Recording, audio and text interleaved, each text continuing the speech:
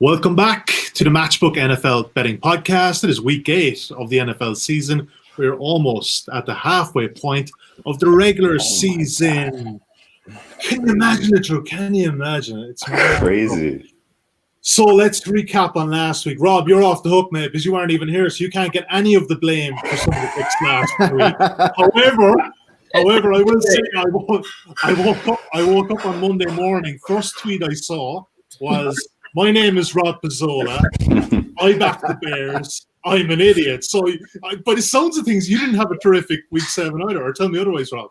I actually did have a good week 7, but I gave back most of my profit on Sunday and Monday night, which I'm actually trying to think back to the last primetime game I've won this year. It might have been Chiefs against the Ravens, which was like, wow. I have been horrible on primetime games this year. Actually, last time I was on the Matchbook podcast, I gave the Cowboys against the Cardinals as a best bet on Monday Night Football. So primetime's not treated me well this year. I don't remember that game. Yeah, I don't think any of us really want to remember. In your defense, you tip it at 2.26 and they went off about 1.8 on the money line. So CLV, you won that battle. Drew, last week. Yeah. Oh, man, yeah. I mean, we knew – I feel like we even prefaced it on the show that week 7 was going to be tough. I mean, there were so many – when we were – the last time the four of us were together, we were all rowing the boat in the same direction on a bunch of looks, and I felt like they were all very, very strong. Not just CLV, but then Bears came through, Niners came through in spades. There was a lot of very strong looks week 6, and week 7 – didn't have a good feel when I first looked at the card. Didn't agree with Suma on a lot of things, which is never a good sign. Didn't agree with Rob on some things, which isn't a good sign. And I think that just speaks to the fact that it was, we're getting into the time of season where there's a lot of knowns about these teams, and the unknowns are getting smaller and smaller. And so if you have a lead or an angle or actionable information, it's that much tougher to make useful out of it. And so we're getting into the coin flip time of year. Thankfully, I think week 8 looks a little better than week 7 personally. A little bit more to make action with. Yes, I get the sense there may be a bit more of a consensus there. Suma on Insights, you're another winner on Insights. That one was quite funny because we previewed the Titans Steelers and we clocked it at 51.5 on Wednesday's show. You sent your copy to me on Thursday and you got 50.5. It, of course, lands on 51. So you tipped it up. You tipped the loser in the pod, but you tipped the winner on Insights. So it's amazing, just that key number of 51 this season. That winner didn't feel really that good after all. Last 8 minutes, I think Titans and Steelers both had a chance to put up at least 7 points on top. Then on Sunday morning, I posted my article and I advocated for 51. So those guys got a push. But yeah, overall, it just shows you that getting the best number is such an important thing. Yeah. Absolutely, and necessarily the best number doesn't always come on Monday and Tuesday, and that's going to highlight there. Thursday and Friday are pretty active days as well in the market. Right, gentlemen, we're going to cover 4 main games today. We're going to look at the 49ers against the Seahawks first up. Then we're going to look at what I think is the game, and what many people think is the game of the week, the Steelers and Ravens, Rams and Dolphins, 2 a time there in Miami, and the Raiders against Browns. Let's get started. Rob Pizzolla, I'm going to start with you here first in the Niners and Seahawks. Let's take a current look at the betting at Matchbook at the time of recording. Right, San Francisco 49ers at 2.56 on the money line. Seattle Seahawks at just under 1.6. Seattle laying 3 at 1.87. 53.5 is the total. And Rob, the line last week, essentially the 2-week look-ahead line here, was the Seahawks minus 5.5. Lost 2.5 points. They lost to Arizona on Sunday night. San Francisco coming back from the East Coast. What's after happening 2.5 points? What's after happening in one game to justify this move? Or is it justified at all? I think we should probably be somewhere between 3 and 5.5 if I had to put a number on it. And the perception of San Fran has really changed here, right? I mean, they closed as a 3-point underdog in New England last week, and they're the exact same line in Seattle, who is a much better team than New England. And if you go back to earlier in the year, Seattle was laying 5.5, 6 points when they were hosting New England. So there's been a pretty decent market shift on San Francisco here. But I look at San Fran over the last couple of weeks, I look at their opponents. You look at the Rams defense that they played a couple weeks ago. That defense is number one in drop back EPA per play, but they're very average in terms of defending the run. And you look at the Pats defense from last week, they're well below average in defending the run as well. Now, to me, the Seahawks defense, and I can't believe I'm saying this, but I think it's better than we give them credit for. Part of the reason why they're so bad is because the offense puts up so many points that it forces the opponent into an optimal game state and throwing the ball. But when you look at Seattle's defense this year, their EPA per play on defense is 19th in the league, which isn't terrible by any stretch of the imagination. Their rush defense has been a top 10 rush defense, whether you look at EPA per rush or you look at DVOA metrics. So I think what San Fran does well on offense, getting that running game going, is not necessarily going to work to the same level that it has worked in the past couple of weeks against New England and the Rams. And I do expect the Seahawks defense to at least generate some stops there. And then I look at the other side of the ball, and I'm just struggling to see a way that the 49ers defense is going to contain this Seattle passing offense. I mean, you look at Lockett and Metcalf and Moore, the 49ers don't generate pressure. They have one of the lowest adjusted sack rates in the entire league. Their secondary is still a mess with injuries. And yeah, they got Emmanuel Mosley back a couple weeks ago, and that's helped them. It hasn't hurt them against Jared Goff and Cam Newton, who are not at the same level of Russell Wilson. So personally, I think this is a short number. I would have made this game somewhere between 4 and 4.5. I think a 3 is a bargain at this point with the Seahawks. All right, 3 is a bargain. Seahawks won 11 of the last 13. Suma in agreement with Rob here. I'll give you credit, Rob. It's tough to give any bit of praise to Seahawks defense right now. But look, there is a very valid point there in that teams are throwing all over them. And like they've given up an average of 484 yards a game. So Suma, what are you thinking with the Seahawks D? Are you comfortable enough laying the 3 here? Absolutely. I completely agree with Rob. And I wonder today, what would the line be if Benson Mayowa didn't commit a stupid penalty on 4th and 12 on that field goal on Sunday night? I think without the penalty, they are still an unbeaten team, and the market might view them a little bit different. Russell Wilson had one brain fart, and one pick was an exceptional play by Buda Baker, so they could have scored 44 points easily in that game. And I think Russ is absolutely going to cook against that Niners defense. The Niners defense looked extremely great the past 2 weeks, but the Rams had a 59% run rate on early downs against them. The Pats had a 59% run rate on early downs in neutral game situations. And the 49ers defense is good at defending the run. So they weren't really challenged in the passing game. And enter the Seahawks. They have the league-wide best pass rate on early downs in neutral game situations. Carlos Hyde and Chris Carson are most likely not going to play. So there's absolutely no reason for Brian Schottenheimer to call many early down runs. I think the Seahawks offense is going to roll all over that San Francisco pass defense, and that's my biggest angle here. And on the other side, no Deebo Samuel, and I'm struggling to see how the Niners keep pace in a high-scoring game with their style of offense, run game, lots of passes behind the line of scrimmage. So, yeah, I'm absolutely on the Seahawks train this week, and I would also play it at the current price of, I think, minus 115. Drew, I've never been good at reading body language, but I'm reading yours, mate. Come on. No, it's an extremely strong case.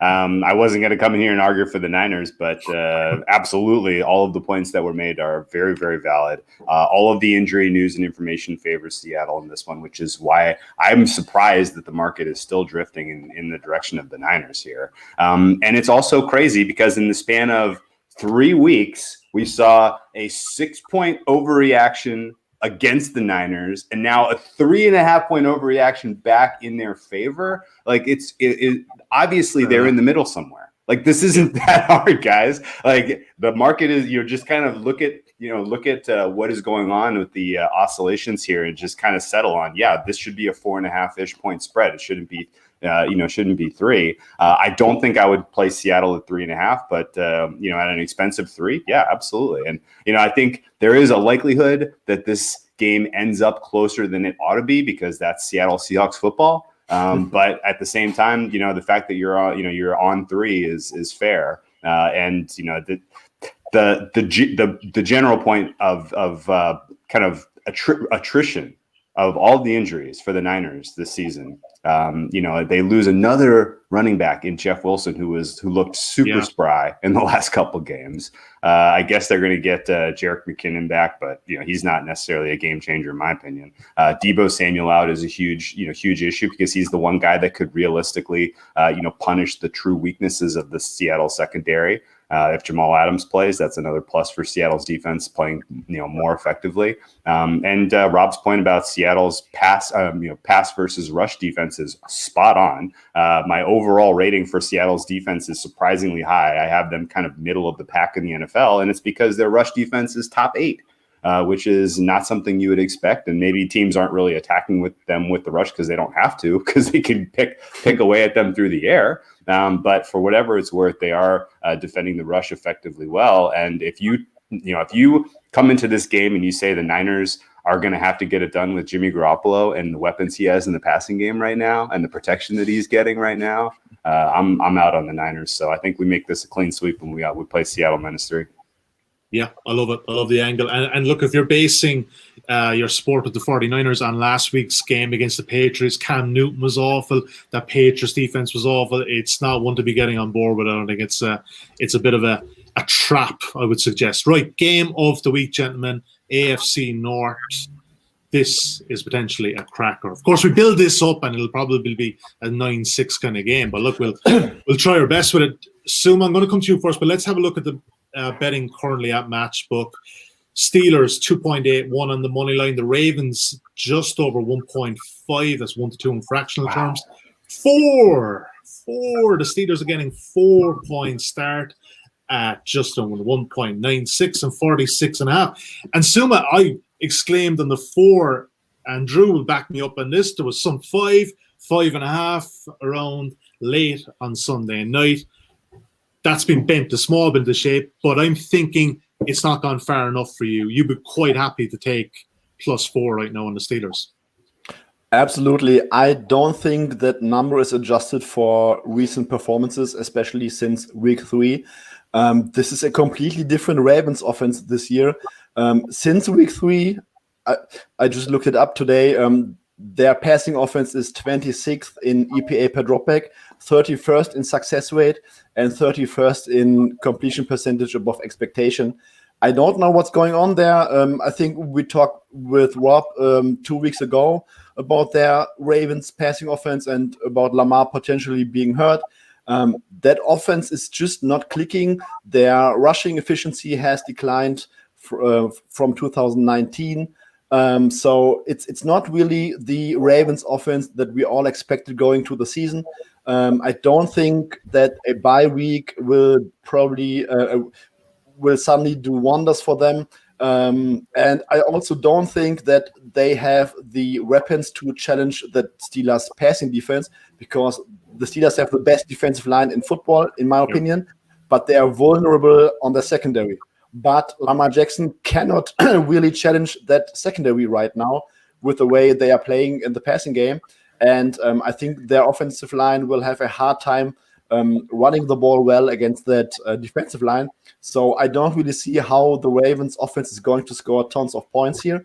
And on the other side, Big Ben has pivoted to like the lowest A-dot passing game in the league right now.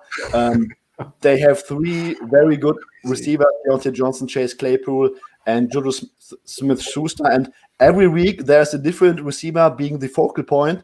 If a defense takes away Juju, okay, they throw it to Chase Claypool and Deontay. Last week, the Titans took away Chase Claypool, and suddenly they throw to Juju and Deontay Johnson.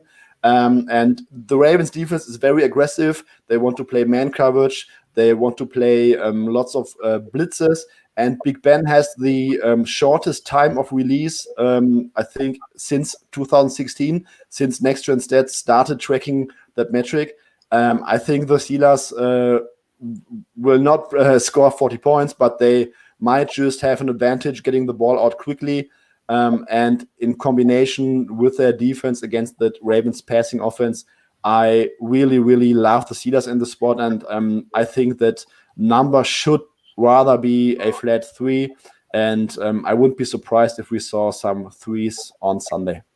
Yeah, and Rob, you look at this line, and I get this home advantage. It used to maybe be 3 points before. It's maybe 1.5, 2 now. At max, I'm probably even stretching that. But this market is saying that the Ravens still on a neutral field are a better team right now than the Steelers. Like there is going to be an opportunity to sell high on the Steelers in the next couple of weeks, but I don't think this is it. I agree with you wholeheartedly. I mean, first and foremost, away teams have outscored home teams in the NFL this year. I'm not sure people realize that right now. There might not be a home field advantage at all. Now, I'm still incorporating a home field advantage into my numbers, but this is absurd to me. I completely agree that this line should be somewhere around 3, potentially even lower than that. There's just not enough separating these two teams. Like, these are two very, very similar teams. The only separations are, 1, the Ravens are coming off of a bye week, and 2, you probably had the Ravens ranked higher going into the year. But we've played 6 weeks now. Like, we know pretty much what these teams are going to be going forwards, and it's not like either of these teams have suffered significant injuries either, where they're getting guys back. We kind of have a good idea of what Pittsburgh's going to be, what Baltimore's going to be this year. You look at DVOA, Baltimore number 2, Pittsburgh number 3. You look at the defensive side of the ball in terms of EPA per play, Baltimore's number 3, Pittsburgh's number 4. On offense, the Ravens are league average right now, EPA per play. Pittsburgh is right at 10th overall. So these are very, very similar teams, and I just cannot justify laying that number thinking that Baltimore's going to come out of the bye and they've just suddenly fixed their passing game against one of the best defensive lines, like Suma mentioned, and also with Hollywood Brown, Miles Boykin, Willie Snead. It's not like they have the receiving core that is all of a sudden going to take over a game. So to me, it's just a little bit mispriced. I know a lot of people will get into the public consensus numbers, and this is just very much an angle that the amateur handicapper likes to take and say, well, Pittsburgh is a publicly backed underdog this week, so I'm going to side with Baltimore. It's very much the logic that happened when we loaded up on Kansas City against Baltimore on Monday Night Football, because people were scratching their heads trying to figure out, why is this number the way it is? Bookmakers must be baiting you into betting one of these sides here, and I just don't buy into that logic at all. So to me, I completely agree with Suma again here. I think this is a bad price. I'll gladly take the points at Pittsburgh this week. And also, Drew, we touched on it last week. Devin Bush's absence didn't make any difference in the run game. They're up against Derrick Henry, who's an absolute tank. Now, obviously, Baltimore have a bit more facets to their run game, but they haven't been lights out either. And since week 2, Lamar Jackson hasn't thrown 200 yards. Yeah. Consensus again, surely, Drew. So I'm not going to play this game, but I agree with all the points. You brought up the Devin Bush thing specifically, and the way that Pittsburgh's run defense operates was perfect to stop Derrick Henry. Perfect. Their defensive linemen were aggressive. They were coming off the edge hot, and you had big bodies on big body, right? That was perfect. That if they go with that approach again, they're going to have a little bit of trouble stopping the rushing attack for Baltimore, because Lamar Jackson can flip it back and take off with speed, and then you have speed going up against the linebacking core that's missing Devin Bush. That's not great. Right, you could see Lamar Jackson, punish the Steelers defensively on the ground in this one, but at the same time, a price of 4, like our full strength Ravens versus full strength Steelers. Should this game ever be above 3 on any field? I don't think so. I mean, realistically, as these guys just laid out, the matchup between these two teams is so close, and this is absolutely a coin flip. I would lean slightly in favor of the Ravens should be favored here, just because their special teams are clicking a little bit more effectively. You have a little bit more aggressive head coach in Harbaugh than you have in Tomlin. So there are very slight small things that favor the Ravens in this one, but nothing major. I think these guys hit all the key points. Wide receivers is a problem for Baltimore right now. Passing off efficiency is a problem for Baltimore right now. And I think if you read the market, the fact that this was expected to be about a 6-ish point game, it's gotten bet all the way down to 3.5 before you started seeing support for Baltimore. Well, where did that support for Baltimore come from? Anyone that's using any kind of math model here to handicap the NFL, I promise you, if you are weighting this season's data, you are not getting a number that supports Baltimore 3.5 or 4. No way. Like, you have to be overweighting your prior. You have to be saying, no, this is the 11-win team we thought they were going to be before the season started. No, this is the team that put up these offensive stats last year, because it has not been the same so far in 2020 for these guys. Lamar Jackson has taken a step backwards as a passer, and it may just be that Harbaugh's not asking. Harbaugh and Roman, they may have looked at the arc that that they saw with the Kansas City Chiefs last year and said, hey, you know what? The way our schedule sets up, let's emulate that. Let's work on our issues. Let's try to improve some aspects of our game through the first half of this season. Let's sharpen up, and we'll try to be ready come December, January when it matters more, because I think they've clearly suffered last year from peaking too early. We see this a lot with young teams that are coming on that are as strong as the Ravens were. I don't know if it's going to work for them, because they invested so heavily in their defense in the offseason and really haven't put any new players around Lamar Jackson to help the passing game. So we'll see if if this ends up working out for them. But I can see the Steelers getting a win here and continuing their run towards the number 1 seed. And right now, I have the Steelers most likely a 13-win team this season. I don't know, other than the Kansas City Chiefs, I don't have anyone else likely to win 13 right now. So this is your proverbial number 1 seed for the time being in the AFC, and that's a big deal this year. Absolutely is. Just one comment in on our live broadcast regards the Ravens passing game. Ravens, for those of you listening to us on the podcast now, Wiseboy21 has been in touch. Ravens have less passing yards than the Jets. I'll just say this: the Jets have been losing a lot more, so they've had been in passing situations a lot more than the Ravens have. So you take game state into take game state. I had three or 4 weeks of Joe Flacco too, though, Drew. So it's kind of fair. It all evens out. All right, gentlemen. I think a strong look there. Yeah, to be honest, that was a line that just jumped out at me early on in the week. It could be one of those trappy. I don't know. I think Pittsburgh +4 is a side there. Right, let's move on. Drew, I'll start with you this time, mate. We're going to look at, this is a pretty interesting game all of a sudden. The Rams on another East Coast trip. How many has it been, Drew? What's 5, 6? It's definitely been 4. It's a lot. This is their 4th trip east. Yeah, fourth trip east in 6 weeks. 5th road trip in 6 weeks. All right. And I guess to go back to Rob's point on home field advantage, I completely agree. The data now is, we have a year and a half worth of data. Home field advantage has been squashed in the NFL. There's plenty of reasons why. We can get it. We don't really need to get into it, but it is what it is at this point. And there are very few games where the situation is so bad for the road team that I would actually have more than about a 2% win probability added to the home team.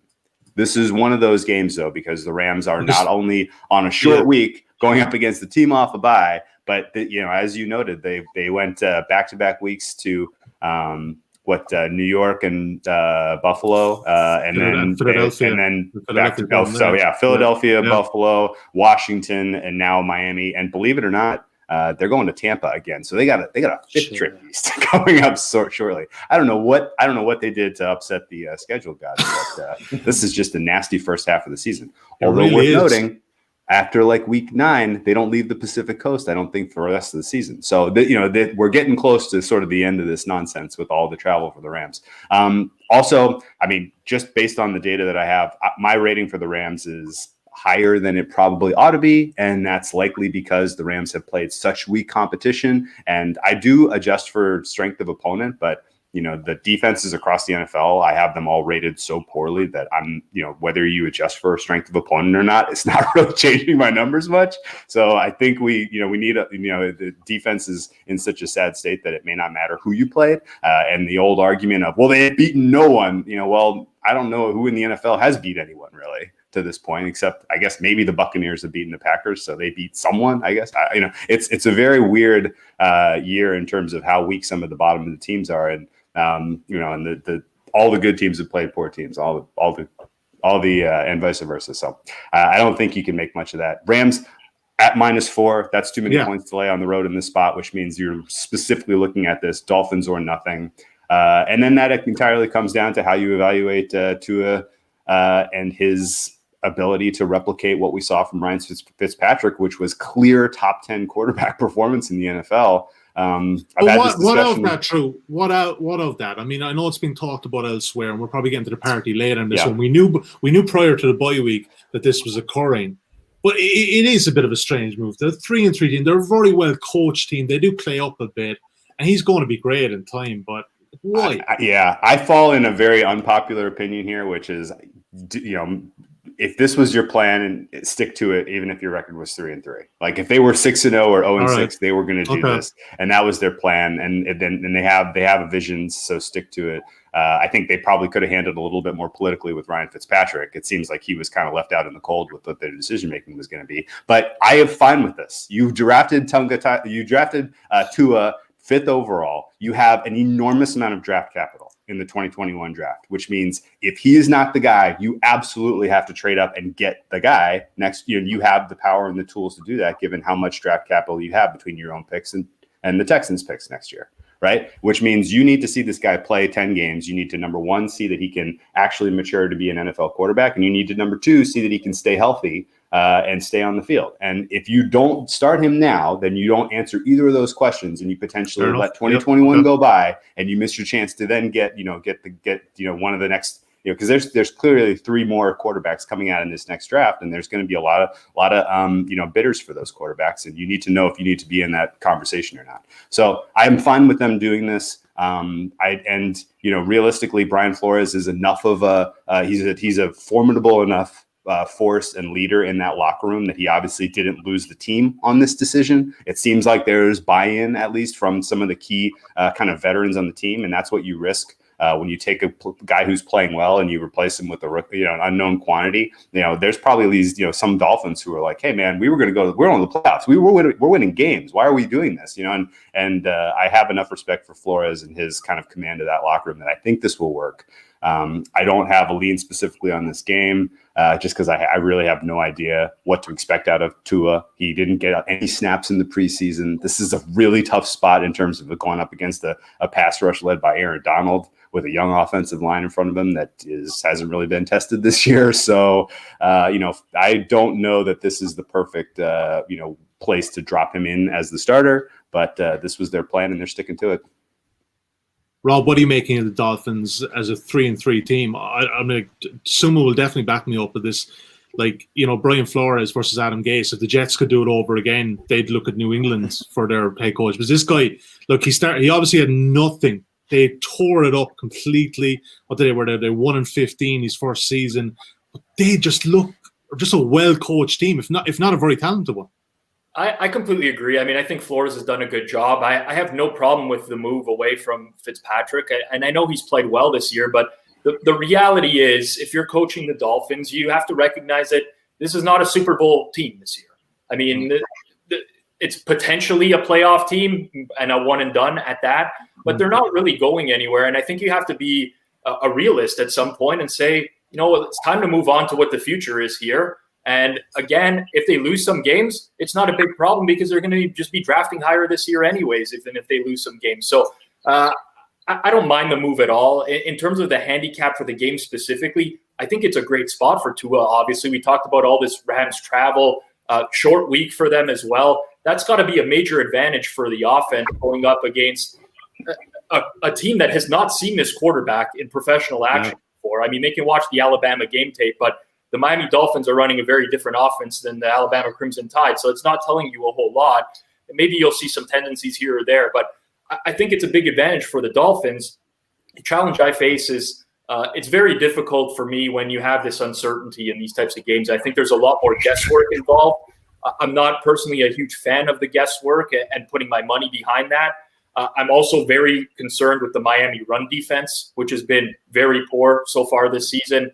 And the Rams are very good at gashing teams in the running game. They design a lot of, it's very similar to the 49ers offense where it's a lot of east to west running. They really catch you off guard, and they did that to the Bears this past week. So I think there's a possibility for the Rams to be able to move the ball just kind of, death by 1,000 cuts to this Dolphins defense. If I had to play it, I'm going to take Miami +4 just because I think the situation is really strong for them. But overall, X's and O's, don't really love it for the Dolphins this much. And it's not really a game that I have thought about for much time this week. I do like the angle though of the Rams having zero tape, because like you said, Sarkisian's offense at Alabama with that hurry up, it's very, very different to what Miami have. So I mean, if you're going, and plus he was injured for a good while too, so there's a lot of the unknowns. Or Suma +4 is the main line here, as we said, 46 the total. Any angle you want to get in on here? I'm a little bit concerned about a rookie quarterback behind that offensive line, which is very inexperienced, against Brendan Stanley or Staley, the new Rams defensive coordinator, who is doing a very good job. I think today I've read an article from Pro Football Focus from Seth Garlina. He really broke down what Staley, I think is his name, Staley has been doing so uniquely this season. He's using college concepts. He's using unique blitzes. And I don't really think that it bodes very well for a rookie in his first start against that defense. So if the number touches 6, I would probably get really interested in Miami. But you're reaching. That's where I'm at as well, right? The line would have to move significantly one way or another for me to consider getting involved here. Yeah. Drew, you potentially have a second half angle for us, because I don't think we have something there in the main markets. Yeah, and I think the key is there's so much uncertainty. Getting involved pre-flop is it's flipping a coin. But if we can take any of the lessons away from, say, Rams-Bills, and think about the fact that the Rams now have had 2 straight primetime games on the West Coast, and they're flying east, playing early, I can entirely see them coming out a little flat. And you can, whether or not, because I believe in the Rams. I think they're a good team. I think they're going to be in the conversation for the playoffs in the NFC. I don't think that this team fades into, back into the middle of the pack here. And this is a team that can come back in the second half. And if this is relatively close, or if the Dolphins have a lead at halftime, I'm inclined in looking for a Rams second half bet here, because number one, as Rob mentioned, they have a huge advantage in the rushing game. So at any point in time in the second half, if they have the lead, I have some confidence that they're going to be able to put away that lead. Similarly, I don't know that I feel like the Miami Dolphins in a comeback mode down, say, 7 or 10 points, have much of a hope in terms of throwing their way back into the game with the pass rush that the Rams can manifest. So it's kind of sets up well, I think, for Rams second half. And I want to get a little bit of taste of, what Tua is capable of before getting involved. But that's what I'll be looking at for this one. Yeah, I think it's going to be a good watching brief, even if we don't have a wager pre-game. It's definitely one to be watching with the Tua factor. Okay, guys, I don't think there's anything there, but let's move on to the final game on the main slate that we're covering. The Raiders head into Cleveland to take on the Browns. I'm going to give the betting, Drew, and I'm going to come back to you in a second on this one. Current odds at Matchbook, the time recording, the Raiders, you can back on the money line at 2.34. The Browns just under 1.77. The Raiders getting a 2.5 point start at even money at 2.0. 52.5 is the total. That's come down a bit, hasn't it? I think it opened at 55.5. And yeah, I mean, like, is that over like Odell? Because, don't tell me that guy's worth 3 points anymore. What's the story? Is there a bit of weather there? It's weather.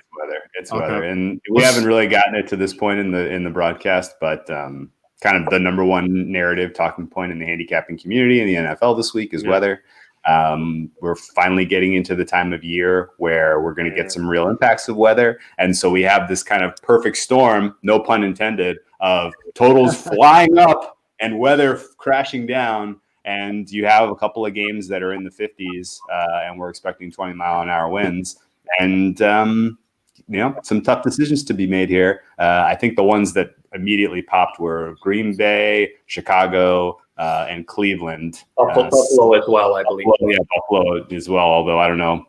I don't know how much capacity you get in that game anyway. For sure, this is one that, total, like, it was over 55.5 before hearing about how, we broke this down on Sunday on the openers. I looked at the weather. It didn't look especially concerning to me at the time. 55.5 was like, oh man, this should be 58. I'll play the over. It's going to trickle up. You blink and it's 53.5 the next day. Like, man, what? And sure enough, they're calling for 20-mile-an-hour wind gusts. Whether that manifests is too difficult for me to tell you at this point. I'm not a weather analyst at all. So I don't know if it will actually be, impactful in this game. But I can also tell you that the matchup here, I'm going to double down on the over. At 52.5 especially, I still think that this is a nice spot for both of these teams to go score for score. The Raiders, last weekend, last week when we did this podcast, I was not kind to Tom Brady. He returned the favor by putting up one of his best performances as a pro in the last 3 years against this Raiders defense. And that there's no help. It really is coming. I know Damon Arnett might be back for this game, but the Raiders defense is not good.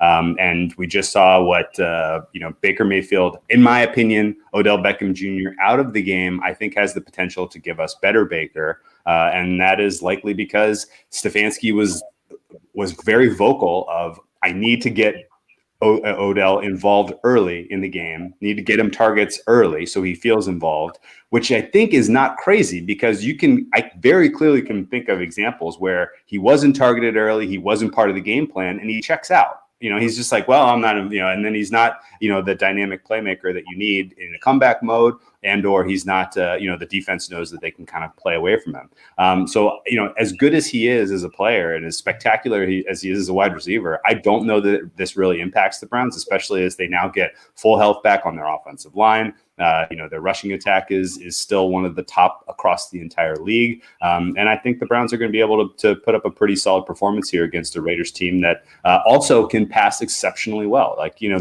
the game against the Raiders and the Bucks, that whole thing fell apart, obviously, last week with the Trent Brown coming, getting COVID, and then the whole offensive line gets, sent home for the rest of the week. And, obviously that disrupted their preparation for that game. And Trent Brown is important because you need to give, Derek Carr time for him to be his best. And then the game totally fell apart when Gabe Jackson got ejected, and then Tampa Bay was getting pressure, and then, Carr just completely fell apart.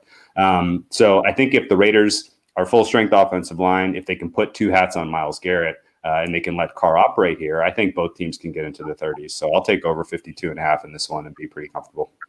Weather or no weather. It.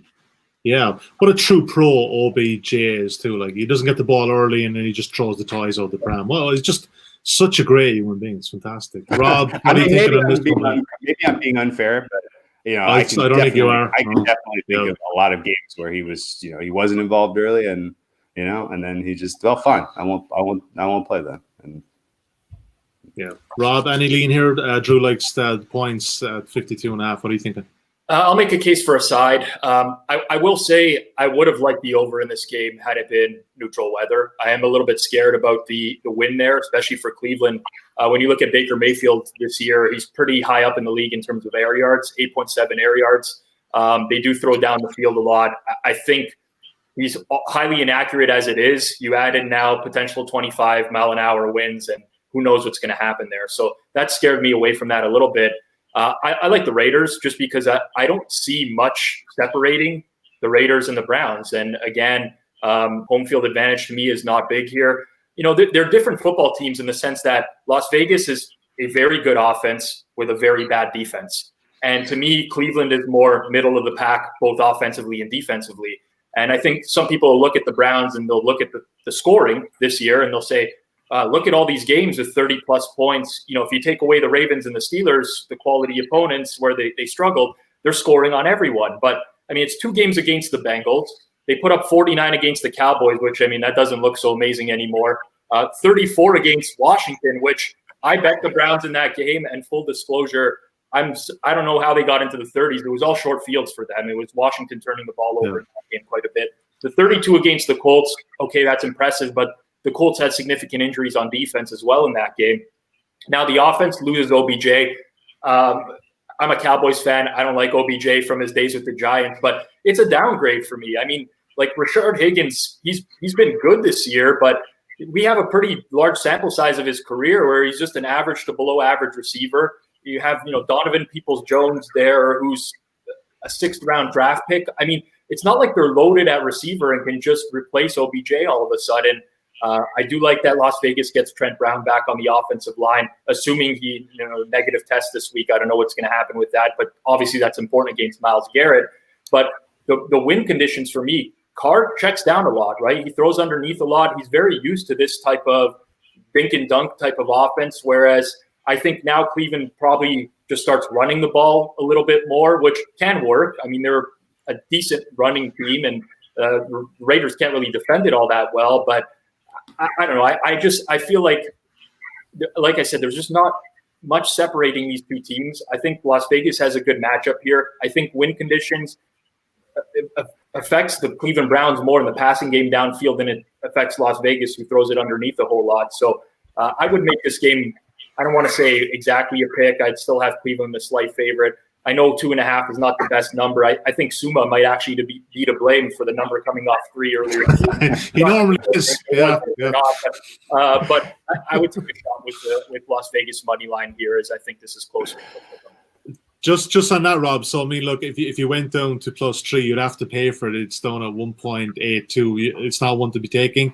At that price, you'd be quite happy just to take the money line. So yeah, I think so. That's been my tendency over the course of the past few years. I still don't think that those points are being valued properly in a sense. But yeah, I like Vegas money line. It's not a big play. It's made my card. I have money down on it, but I think there's enough there to play them. But it's a play nonetheless. Right, Suma, did you move the line to 2.5? No. Okay. But I also like the Raiders in this one. I think that Derek Carr is more consistent than Baker Mayfield. I think the Bucs were the only defense that really shut them down. I'm a big fan of John Gruden's passing concepts. I think that passing offense is very well designed. They are not really good at running the ball this year, and they are still doing it too much for my taste.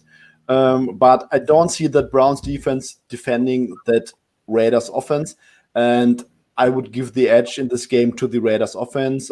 Like Rob mentioned, Trent Brown is back, which will be huge. On the other side, I think Austin Hooper might not be back this week. He had like a knee procedure or something like that. But yeah, so I just think that the weather conditions play a role here. But overall, I think this is a very good spot for the Las Vegas Raiders. I think their offense should put together some touchdown drives. And you always have the chance that Baker Mayfield has like an inconsistent game where he doesn't throw the ball well. And now without Odell Beckham, that shifts the coverage a little bit more towards Jarvis Landry, a little bit more towards the tight ends, and Austin Hooper not there probably. So yeah, overall, I also give the edge to the Raiders at the current prices. Rob, do you want to come back in there, Matt? Yeah, I mean, I just think it's a decent buy low spot because they ran into a powerhouse last week, right? And they got shellacked by the Bucs, and a lot of people talk about that. But the Tampa Bay Bucs are a very, very good football team. Like they're a very good offense and elite defense this year. And a lot of people look at that final score and they'll be like, the Raiders are who we thought they were going into the year. And I just don't necessarily agree with that. I think you remove that game from the equation, and the Raiders' peripherals are quite good overall. Whereas Cleveland is coming off like a nail biter against the Bengals for the second time this year, really, where they've struggled to put away the Bengals. I'm not sold on Cleveland just yet. I mean, that's where I'm at. Plus, like Drew, like that disruption last week, and I felt sorry for you because we got news of that a couple hours after recording. It's such a shit thing to have to happen. I usually have the inside track on that sort of stuff. Oh yeah, but it's just the way the season's ahead of us, and like you kind of saw it. They did start pretty well against the Bucs, but then you saw it. It was just catching up. A really kind of unstructured week. Practices cancelled. And it does catch up in a team. And look, hopefully it's obviously been rectified this week. They go into Cleveland. And also, Drew, I think there may be an angle here for a first half angle on the Raiders, because I've been watching them the last couple of weeks. Whatever it is, they're in games. And outside of the Kansas City game, the second half, the defense does tend to regress. So maybe there's an angle there for first half as well. Well, yeah, I mean, there are a handful of teams that are like this. Like I'll think of a couple more while I'm making this point, but they're young, they're thin, and you take enough, they wear down in games because they don't have the ability to rotate bodies, right? They can't generate much of a pass rush, which means with the lead they can't protect it especially well, and they have huge coverage issues. Realistically, if you're going up against any kind of top tier wide receivers, you're going to get exposed, and that's what happened last week against Tampa Bay. And honestly, I don't want to go overboard with Tom Brady and giving him too much credit here, because it's a small sample of one game. He had just such an incredible performance, but like without a doubt, like a couple of those passes, the end of first half pass to Scotty Miller, he in a bucket. And like, if you had told me before that game, like, can Tom Brady make that pass? I'd say no. So apparently he can. And we'll see if it keeps up. Who's he playing? The New York Giants. Okay, well maybe it keeps up for another week. This might not be the time to sell him. I don't think it's time to sell him, Tom Brady yet. But 8 weeks into last year, if Tom Brady and that New England Patriots team, I would have been like, oh yeah, no, they're winning the AFC. Yeah. It's not going to be close. They're unbelievable. And it all came crashing down, and Tom Brady is still 43. And time comes for everyone, even people who make documentaries saying it doesn't come for them. There's a little bit of a difference between the receivers he had in the second half of last year versus what he's going to have this year. But I agree. Who knows? I mean, he's on the wrong end of the age curve, right? It could happen abruptly. I think we've seen that with Phil Rivers as well recently. But yeah. Hey guys, I got to get a quick take on this before we move on about the Bucs. Antonio Brown, what? Like seriously, of all teams, I like it. I mean, really? I do. I like adding talent, plain and simple. And people are like, oh, it could potentially be a distraction. If he's a distraction, they're gonna cut him. It's simple as that. I mean, I think they're going in on like a week to week basis with Antonio Brown, and they'll say, I mean, it's very short straw for you. If you cause a problem, you're out of here. But I'm a big believer in adding talent. I think like the offense becomes undefendable at some point when you put the amount of good receivers that they have on the field. And we've seen this year they've had injury problems with their receivers, their elite receivers, right? I mean, to have an insurance policy like Antonio Brown, to me, I'm in favor of the move, even though there's potential for it to be a short-term distraction. Yeah, Godwin just had finger surgery. Evans is super fragile. We know that about both of those guys. Although I will predict that I don't think it's going to matter one way or the other in the end. I don't know that he's going to get a ton of playing time. He's on the wrong end of the age curve as well. Hasn't played football in a year. Didn't look amazing in the limited time we saw with the Raiders and the Patriots. Hey, but Drew, you know what? When your BFF is Tom Brady, man, it doesn't matter. He's going to get you anywhere on any team. So I mean, you know what? They bring Antonio Brown in, they get Chris Godwin back, they get Mike Evans back. They're still going to get it done with Gronk, apparently. Yeah. I mean, like it's absolutely insane that's where they go. Scotty Miller, Gronk. I mean, and the other emerging target, that guy was amazing in the red zone against the Raiders last week. The kid from Tyler Johnson, who they drafted round 4 out of Minnesota. They got another steal there. So maybe he rehabilitates his image and gets another deal somewhere next year and is back in the league, but. There was American on that. I bet the under on that one, and or whatever that matters. He's very unlikely to make a significant impact this year. But in terms of an insurance policy for a team that a lot of people think are the favorites in the NFC right now, I really just don't see the harm in bringing him in. And I mean, if the talent level is not there anymore, or the distraction becomes a problem, he's out really quickly. And I mean, they just move on to exactly what they have right now. So I think there's way more upside than downside. The problem is if he's a distraction in his first game against the Saints, and then they're 0-2 in division against them.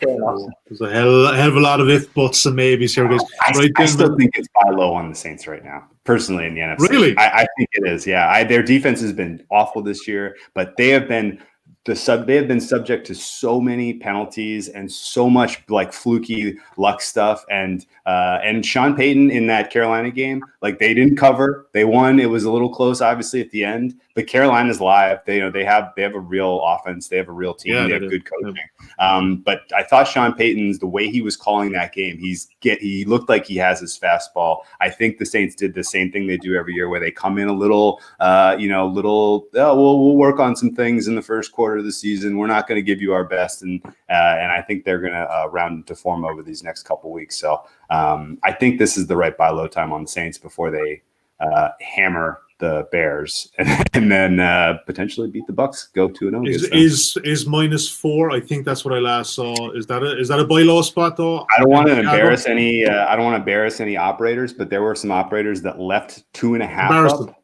Yeah. On Monday night. And that was the look at it. Yeah. So I'm pretty fat. I'm pretty fat on the Saints at 2.5. But if you want to lay 4, I don't have a problem with that.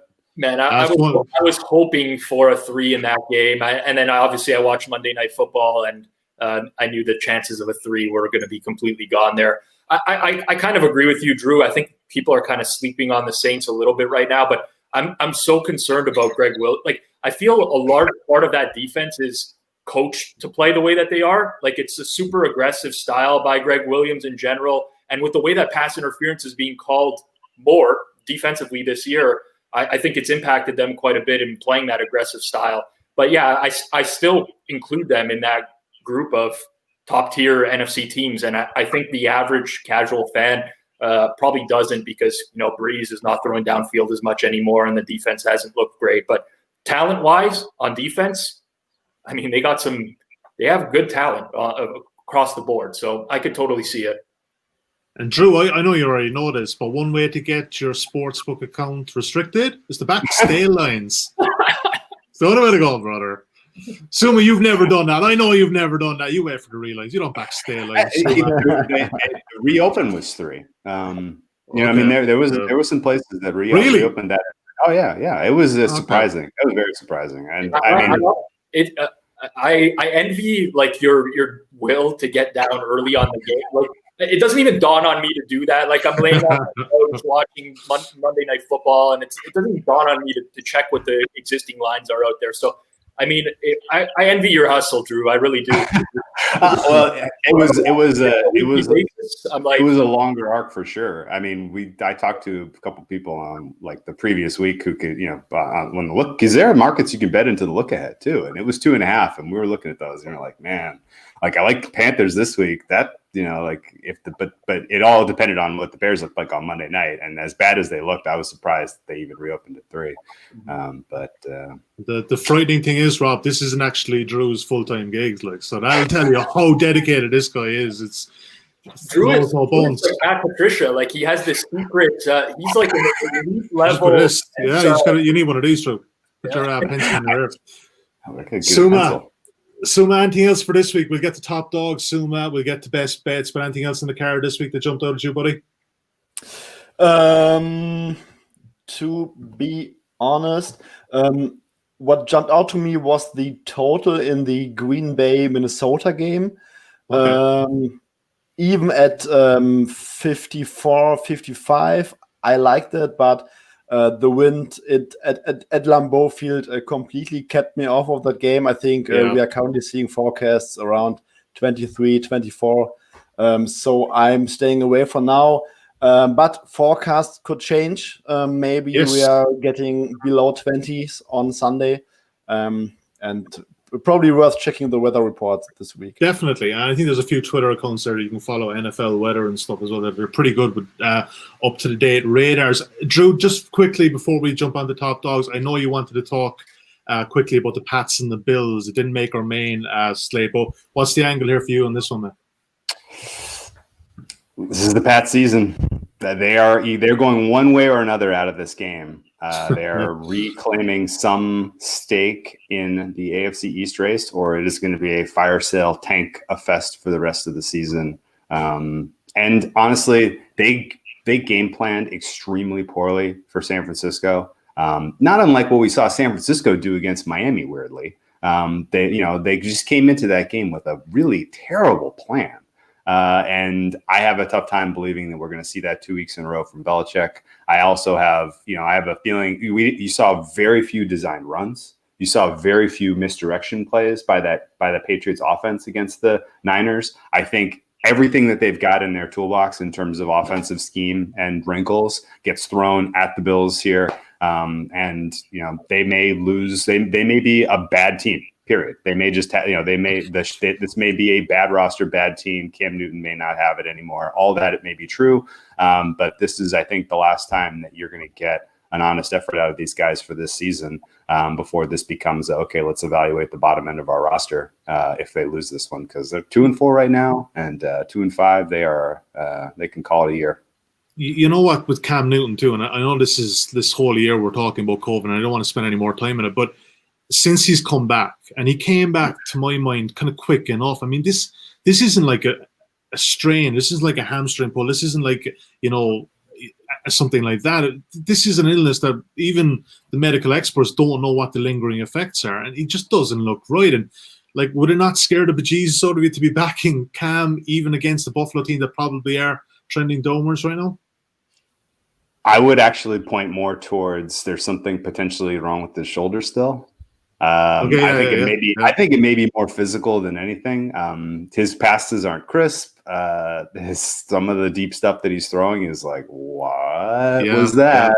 Yeah. But at the same time, there are wrinkles that we saw in weeks 1, 2, and 3 that we haven't seen really since then. And I think the Patriots can reintegrate that and make this a tough go for the Bills, because the Bills defense is grading so poorly really suffering from a lot of key injuries. I know maybe some of those guys are back and they end up looking fine. But I think the Patriots could be able to dictate this game with the rushing attack and some of the interesting wrinkles that we saw earlier this season.